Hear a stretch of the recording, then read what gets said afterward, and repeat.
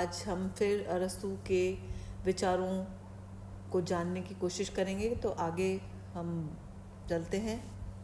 आज हम बात करेंगे, अरस्तू ने जैसे कहा था कि कला में अनुकरण वस्तु के 3 रूपों का हो सकता है। वो कला में अनुकरण वस्तु के 3 रूपों की स्थिति को मानते हैं। पहला जो रूप है अनुकरण का वो है प्रतीयमान रूप। प्रतीयमान रूप जैसा कलाकार को दिखता है, मतलब ऐसा अनुकरण जो कलाकार को दिख रहा है उस चीज़ का अनुकरण, मतलब उसकी कॉपी करना जैसा उसे दिख रहा है। दूसरा संभाव्य रूप, मतलब जैसा कि वो हो सकती हैं, जैसे उस रूप की संभावना हो सकती है उस चीज़ का वैसा अनुकरण करना, मतलब उस चीज़ को वैसा बनाना। तीसरा आदर्श रूप, जैसा उसे होना चाहिए, जैसा कि मतलब आदर्श रूप जैसे वस्तु का आदर्श रूप होना चाहिए। जैसे एक पेड़ है जो वो बहुत सुंदर और बहुत आदर्श रूप में कब होगा, जब वो बहुत हरा भरा, बहुत फूल और फलों से लदा हुआ हो, वो उसका आदर्श रूप है। तो यदि हमें सामने जो पेड़ दिख रहा है बहुत मुरझाया सा और सूखा सा लग रहा है, तो अगर हमें उसे आदर्श रूप में बनाना है तो क्या करना होगा, उसे वैसे ही हरा भरा और फलों से लदा हुआ बनाना पड़ेगा। तो कला में ये स्थिति है आदर्श रूप की, ठीक है। तो इसीलिए उन्होंने बोला था कला में अनुकरण वस्तु के 3 रूपों का होता है। पहला प्रतीयमान रूप का, दूसरा संभाव्य रूप का और तीसरा आदर्श रूप का। अतः स्पष्ट है कि अरस्तु का अनुकरण भावात्मक और कल्पनात्मक पुनः सृजन है, मतलब भावनाओं का और कल्पनाओं का पुनः सृजन है। अनुकरण क्या है उसका, भावनात्मक पक्ष का और कल्पनात्मक पक्ष का पुनः सृजन है।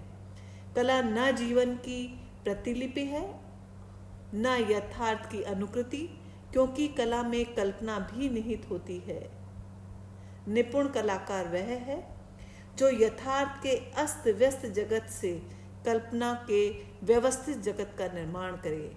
मतलब उनका मानना था कि अच्छा कलाकार वही है जो एक यथार्थ के जो हमें सामने जो दिख रहा है अस्त व्यस्त रूप, मैंने अभी आपको उदाहरण दिया था कि एक पेड़ है और सूखा है, लेकिन हम उसके उस अस्त व्यस्तता, उस नीरसता को दूर करने के लिए हम कल्पना के साथ उसका निर्माण व्यवस्थित रूप में करें, उस पेड़ को हरा भरा और फलों से लदा हुआ बनाएं, तो वो एक व्यवस्थित रूप होगा।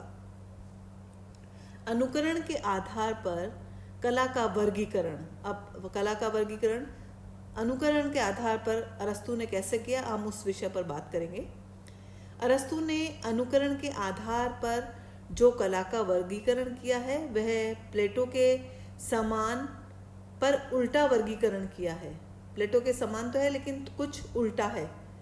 प्लेटो ने कला को उपयोगिता और अनुकरणशील कलाओं में बांटा और उपयोगी कला को बेहतर माना, जबकि अरस्तु ने कलाओं को अनुकरणमयी मतलब अनुकरण करने योग्य और उपयोगी माना और अनुकरणात्मक कलाओं को श्रेष्ठतर माना। मतलब उन्होंने जो कलाओं का जिसमें अनुकरण होता है और जो उपयोगी होती है उन्हें श्रेष्ठ माना। जबकि अरस्तु मानते थे कि कला उपयोगी और अनुकरणशील कलाओं में 2 उन्होंने कैटेगरी में माना, एक तो उपयोगी कला में और एक अनुकरण मतलब जो कॉपी वाली कला है वो 2 वर्गीकरण किए थे कला के। और उसमें भी बेहतर किसको माना था, जो उपयोगी कला थी, जो काम में आती थी, जो कल्याणकारी थी, जिसको वो कल्याणकारी कला कहते थे। लेकिन अरस्तु क्या कहते थे कि कलाओं का जिनका अनुकरणमयी हो, ऐसी कलाएं जिनका हम कॉपी करने की कोशिश करें, और उपयोगी माना उनको, और उनको उपयोगी माना जिनका अनुकरण हम कर रहे हैं, और अनुकरणात्मक कलाओं को ही उन्होंने श्रेष्ठ माना। तो यहाँ थोड़ा सा इनकी मतभेद था और विचारों में भेद हमें नजर आता है। आगे हम बात करते हैं। अरस्तु ने अनुकरण के आधार पर वर्गीकरण के 3 रूप बताए।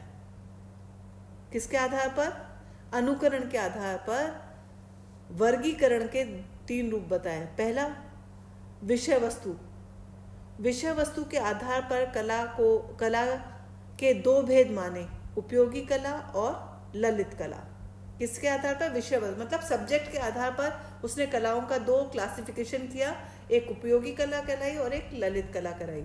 जबकि अनुकरण बाहरी साथ ही जीवन में उपयोगी भी होता है। उन्होंने कहा कि अनुकरण तो भारी होता है लेकिन वो साथ में जीवन के लिए उपयोगी होता है, तब वह शिल्प कला कहलाती है। जब हम उसका भारी अनुकरण करते हैं और जीवन के लिए उपयोगी होती है तो वो कहलाती है शिल्प कला। जैसे बढ़ाई की कला, बढ़ाई का काम, वास्तुकला। और ललित कला में आंतरिक भावों का अनुकरण होता है।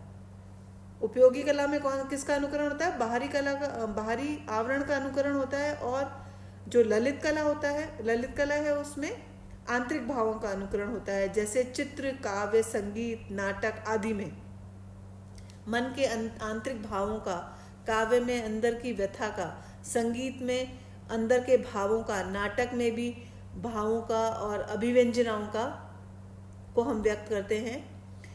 इनका मानना था कि अनुकरण जितना सूक्ष्म होगा कला उतनी ही श्रेष्ठ होगी। मतलब अनुकरण मतलब जितना हम उस चीज को कॉपी करेंगे, उसको कॉपी करने में उस चीज की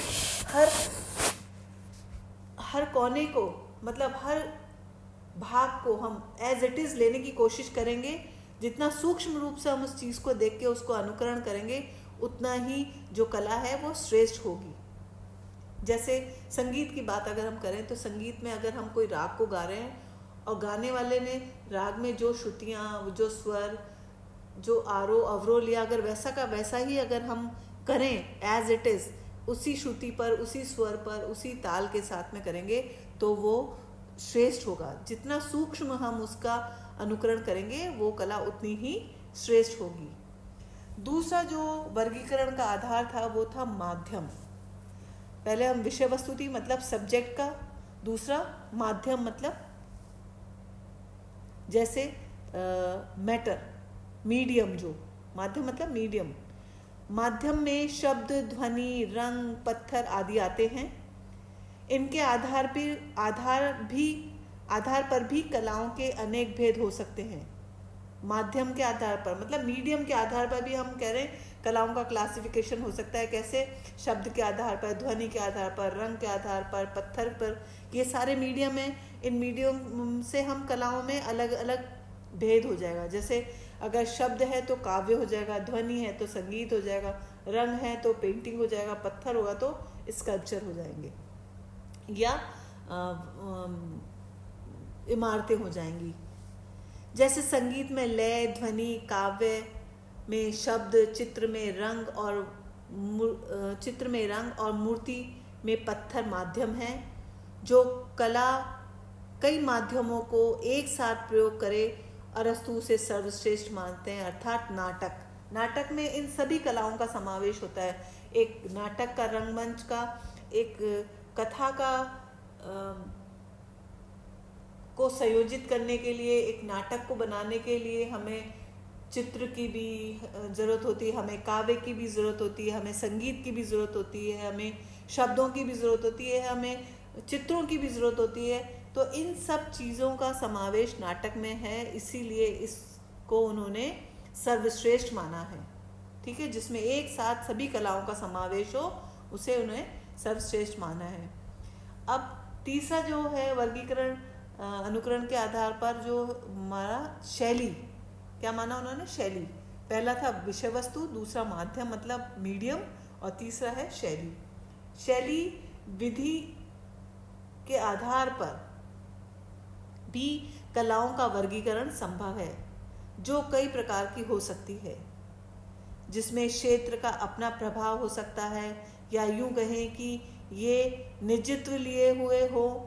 अरस्तु के अनुसार कला न तो केवल यथार्थ का अनुकरण है और न भावों का इंद्रजाल है। यह तो सिर्फ प्रतिदिन जीवन से उठता हुआ सार्वभौमिक सत्य और मानव जीवन को प्रकाशमान करता हुआ नव आदर्श है। इस प्रकार प्लेटो के लिए अनुकरण केवल नकल या पुरांकन है, किंतु वहीं अरस्तु ने इसमें नया अर्थ भर दिया। वो नया अर्थ क्या था? कला का जन्म मानव की सहज प्रवृत्ति से होता है। इसका जीवन से घनिष्ठ संबंध है। जो वस्तु जीवन के भीतर से प्रकट होती है वह जीवन के लिए महत्वपूर्ण है। दूसरा, कलाओं का मूल अनुकरण है। जब तक हम कला सीखेंगे, कैसे सीखेंगे? उसका मूल जो है वो क्या है? अनुकरण है। जब तक हम कॉपी नहीं करेंगे तब तक हम किसी नई चीज को कैसे सीख सकते हैं? तो इसलिए अरस्तु कहते थे कि कलाओं का मूल मतलब कलाओं की जो जड़ है वो अनुकरण है। जब तक हम अनुकरण नहीं करेंगे तो किसी चीज को सीख नहीं सकते। सही कलाएं अनुकरण के लिए ही होती हैं। दूसरा, अनुकरण शिक्षाप्रद है।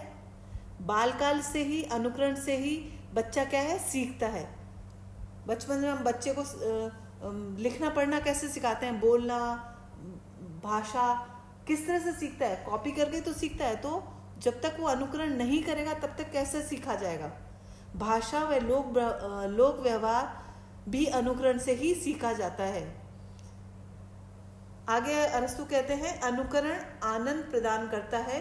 अनुकरण से प्राप्त आनंद सर्वव्यापी है।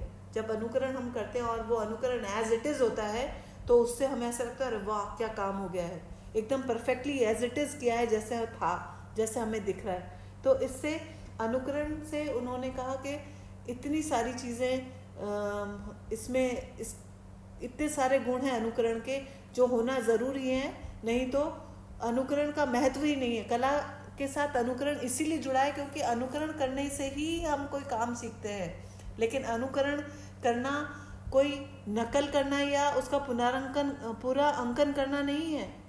उसका मतलब है उसमें एक नया अर्थ है।